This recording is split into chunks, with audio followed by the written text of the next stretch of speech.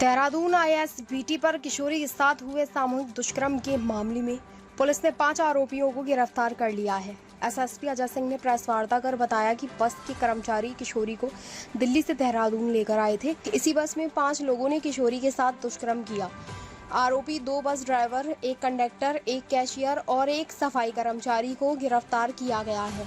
Police ने उत्तराखंड से अनुबंधित बस को भी बरामद कर कब्जे में ले लिया है। बता दें कि आईएसबीटी पर किशोरी 13 अगस्त की शाम को बदहवास हालत में मिली थी। सहमी किशोरी ने मौके पर कुछ नहीं बताया। इसके बाद उसकी काउंसलिंग कराई गई तो घटना का खुलासा हुआ। काउंसलिंग में पता चला कि किशोरी के साथ बस में सामूहिक दुष्कर्म किया गया है। किशोरी पंजाब की रहने वाली है। वह उस समय पंजाब से दिल्ली की, फिर मुरादाबाद और फिर देहरादून पहुंची थी। पटेल नगर इंस्पेक्टर के लुंठी ने बताया कि मामले में अज्ञात के खिलाफ मुकदमा दर्ज किया गया है।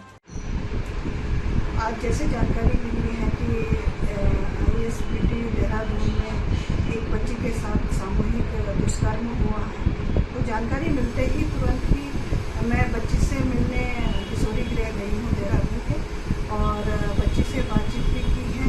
तो इस प्रकार से अगर इस तरह की घटना, बहुत ही निंदनीय घटना है और किसी बच्ची के साथ इस तरह का रेप होना, तो पुलिस भी लगातार सभी अपराधियों को चिन्हित कर लिया है।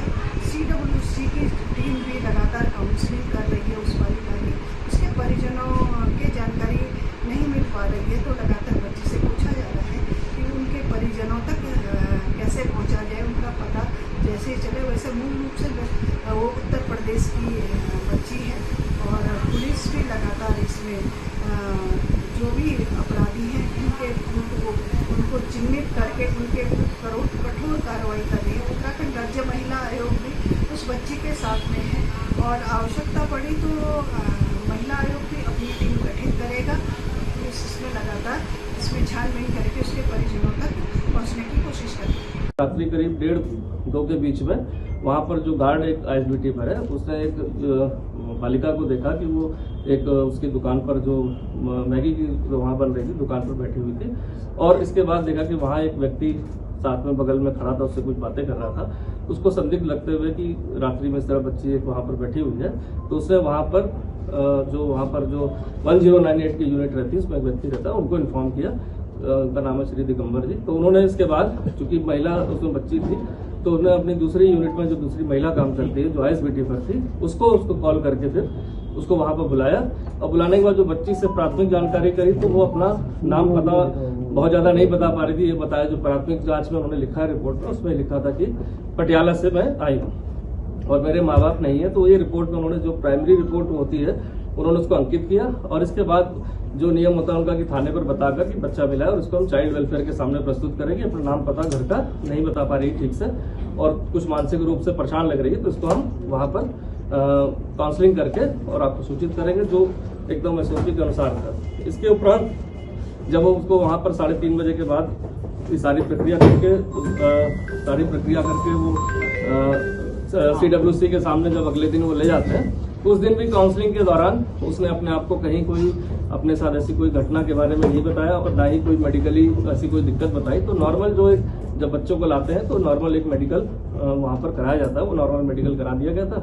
और इसके बाद घर का नाम पता, कभी वो मुरादाबाद, कभी दिल्ली जाना और कभी पटियाला जाना, और कभी अपने माँ बाप को कोरोना के दौरान उनकी डेथ हो जाना या बचपन में ही डेथ हो जाना, और इस तरह अपने भाई और जो घर में परिवार के लोग हैं उनका भी एग्जैक्ट कुछ नाम पता नहीं था। ना ही उसके पास कोई फोन था, ना ही कोई आधार कार्ड या कोई आइडेंटिटी थी जिससे कि उसकी पहचान हो पाए। तो ये 14 तारीख को भी काउंसलिंग के दौरान ऐसी कोई बात नहीं बताई गई।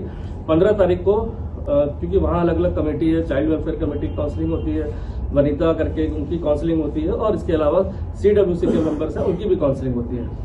तो नेक्स्ट डे जब काउंसलिंग की गई तो ये बात कुछ आई कि उसके साथ कोई गलत बात हुई, जैसा उसने बताया। इसके बाद फिर उसकी 3rd काउंसलिंग हुई, नेक्स्ट डे फिर से करी गई काउंसलिंग।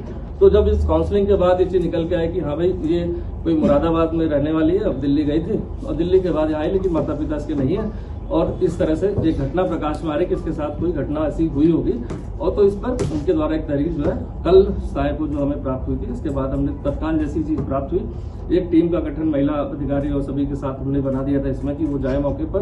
क्योंकि घटना स्थल भी बहुत ज्यादा स्पष्ट नहीं था, लेकिन आईएसबीटी से चूंकि वो मिली थी वहां से, इसलिए आईएसबीटी इसी से हमने कैमरे को खंगालना शुरू किया, तो बहुत सारी हमें फुटेज मिली। इस फुटेज में बालिका आराम से वहाँ जगह बैठी हुई मिली। इसके बाद एक व्यक्ति वहाँ पर घूमता दिखाई दिया बगल में, और इसके बाद गार्ड ने जो सूचना दी तो वो करोबरेट हो गई थी हमारी पूरी घटनाक्रम की, इस तरह से घटनाक्रम हुआ है। तब जब वो सस्पेक्ट को जब हमारी महिला इंस्पेक्टर द्वारा विस्तार से लड़की से पूछा गया तो उसके द्वारा ऐसा बताया गया कि 5 लोग के साथ ने अलग अलग समय में उसके साथ गलत वो काम किया है।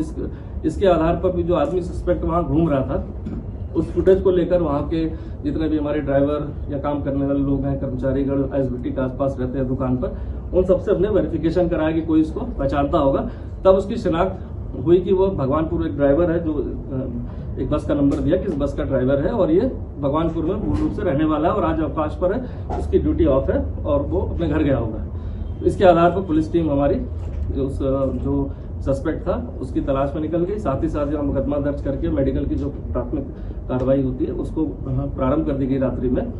और इस तरह से जब पहले सस्पेक्ट को पकड़ा गया तो उससे पूछताछ में फिर दूसरे का नाम, तीसरे का नाम, इस तरह 5 लोग इसमें टोटल जो है प्रकाश में है, जिसमें 2 ड्राइवर हैं, एक इसमें सरकारी कर्मचारी का ड्राइवर है, साथ ही साथ एक उसमें क्लीनर है और एक सफाई जो बस की करता है। इस तरह जो इन्वॉल्व थे वो सारे लोग एक ही उसमें इन्वॉल्व थे, और एक उसमें कैशियर है जो जहाँ पर कैश का पैसा जमा करके हिसाब किताब किया जाता है। तो समस्त घटनाक्रम में अभी तक जो जानकारी मिली कि दिल्ली और इसके बीच में बस चलती है, दिल्ली और देहरादून के बीच में, और कश्मीरी गेट पर ये लड़की वहां पर घूमते मिली थी, जिससे ड्राइवर की कुछ बात हुई और इसके बाद उनके साथ उस बस में बैठ के यहाँ पर आ गई थी और इसके बाद इसके साथ एक घटनाक्रम हुआ। तो अभी तक जितनी चीजें आई हैं, अभी तक इतने कम समय में जो जितना प्रयास हो सकता था, तो 5 लोग जो आइडेंटिफाइड कर लिए गए पूछताछ के बाद, 5 को हिरासत में ले लिया गया। बाकी जो फील्ड यूनिट हमारी जो एफएसएल की टीम है उसको भी रात्रि में बुलाकर हमने बस के जो भी कोई सैंपल वगैरह एफएसएल से तो वो कलेक्ट करा लिए गए।